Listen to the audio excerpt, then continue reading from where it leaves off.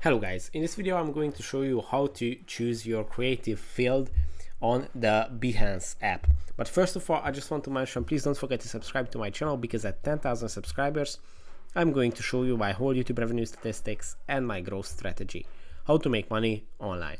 So let's jump into it. First, open the Behance app, then go to your profile, which is on the bottom right corner. And at your profile section, you just have to tap on the top right corner now for the settings menu. And when the settings menu opens up, you should try to find and tap on the favorite creative field icon. And when you tap on it, a whole long list of different creative fields are going to pop up, and you can scroll through them and find the one that fits you, or you can just use the search bar to type it in. Let's say architecture, and as you can see, 4 different architecture categories pop up: architecture, architecture concept, architecture photography, and architecture visualization.